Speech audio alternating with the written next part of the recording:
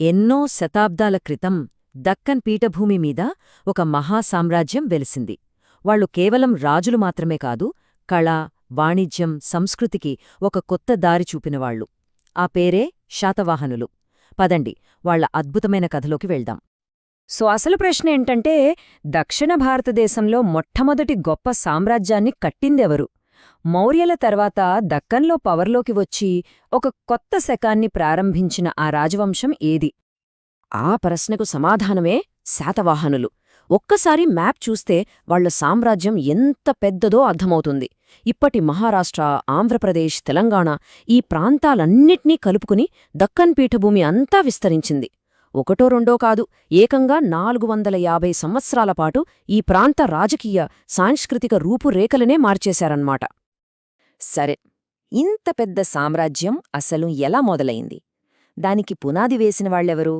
పదండి, కథను మొదటినుంచి మొదలుపెడదాం. ముందుగా శాతవాహన అనే పేరుకే ఒక ఆసక్తికరమైన అర్థముంది. 7 గుర్రాలు పూంచిన రథాన్ని వాడినవాళ్ల వారసులని ఒక నమ్మకం. ఇది వాళ్ల రాజ్యాధికారానికి ఒక సింబల్ అన్నమాట. అంటే మౌర్యుల పవర్ తగ్గాక ఆ పవర్ గ్యాప్ని వీడు చాలా తెలివిగా ఫిల్ చేసి డెక్కన్కి కింగ్స్ అయిపోయారు. ఇక వీళ్ల తొలి రాజుల గురించి చూస్తే శ్రీముఖుడు ఫౌండర్ అన్నమాట. ఆయనే ఈ సామ్రాజ్యానికి పునాది వేసింది. ఆ తర్వాత వచ్చిన కృష్ణుడు రాజ్యాన్ని నాసిక్ దాకా తీసుకెళ్లాడు. నాసిక్ ఎందుకంత ఇంపార్టెంట్ అంటే అక్కడ్నుంచి సముద్ర వ్యాపారమంతా కంట్రోల్ చేయొచ్చు. ఇక మొదటి శాతకర్ణి అయితే అశ్వమేధయాగం చేసి ఈ ప్రాంతానికి ఇక నేనే చక్రవర్తిని అని బలంగా ప్రకటించేశాడు. బహుశా అందుకే వాళ్లు దాదాపు 450 ఏళ్లు పరిపాలించగలిగారేమో. అయితే ప్రతి గొప్ప కథలోనూ ఒక కష్టకాలం వస్తుంది కదా. శాతవాహనులకు కూడా వచ్చింది. బయటినుంచి దండయాత్రలు, సామ్రాజ్యం కూలిపోయే పరిస్థితి. అలాంటి టైంలో ఒక హీరోలాంటి రాజు వచ్చాడు. ఆయనే గౌతమీపుత్ర శాతకర్ణి. ఈయన 23వ రాజు.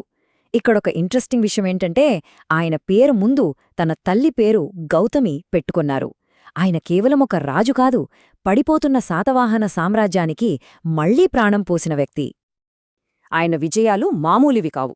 అప్పట్లో దండెత్తి వస్తున్న శకులు, యవనులు, పహ్లవులు ఇలాంటి విదేశీ శక్తులందర్నీ ఓడించి తరిమికొట్టాడు.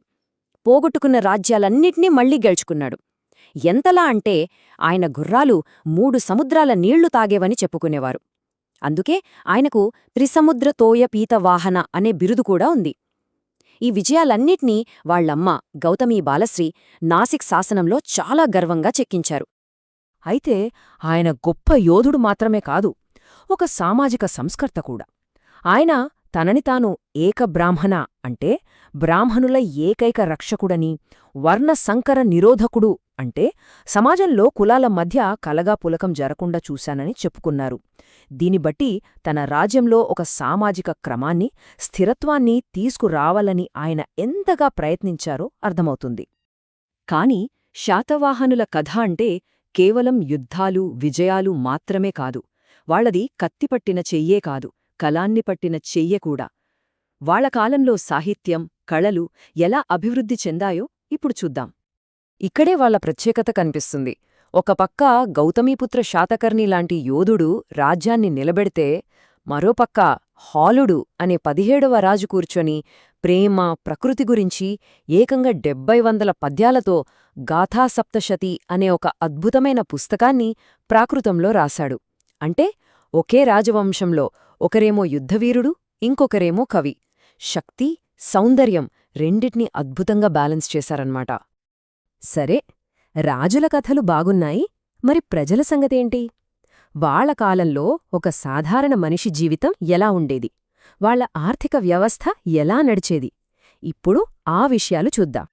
ఆ కాలంలో సమాజం చాలా ఆర్గనైజ్డ్గా ఉండేది. ఇక్కడ చూడండి, రైతుల్ని హాలికులు, వ్యాపారుల్ని శ్రేష్ఠులు అనేవారు. ఈ శ్రేష్ఠులు ఏకంగా రోమన్లతో కూడా వ్యాపారం చేసేవాళ్లు. అదికాక చేనేతవాళ్లు, కమ్మరులు, బంగారు పనిచేసేవాళ్లు, ఇలా రకరకాల వృత్తులవాళ్లు వాళ్లకంటూ సంఘాలుండేది. వీళ్లందరి నైపుణ్యమే ఆ ఆర్థిక వ్యవస్థకు అసలైన బలం.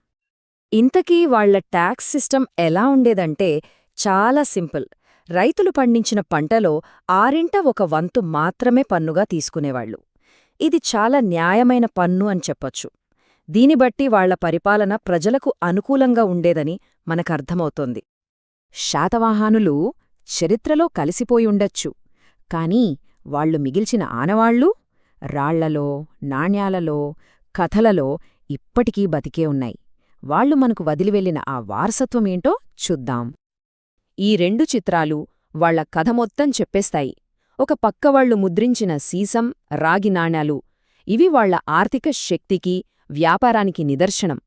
మరోపక్క ఆ వచ్చిన డబ్బుతోనే వాళ్లు అమరావతి, నాగార్జునకొండలాంటి చోట్ల అద్భుతమైన బౌద్ధ స్తూపాలు, శిల్పాలు కట్టించారు.